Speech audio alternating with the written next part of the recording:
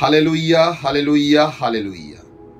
Mark লিখিত সুসমাচার অধ্যায় 1 পদ সংখ্যা 10 লেখা রয়েছে, আর জলের মধ্যে থেকে উঠে আসবার সময় তিনি দেখলেন আকাশ দুভাগ হলো ও আত্মা কপতের মতো তার ওপর নেমে আসছেন।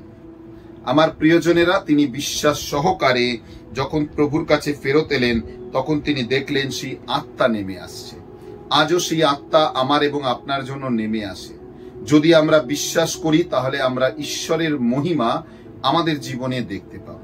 আপনি কি বিশ্বাস করেন?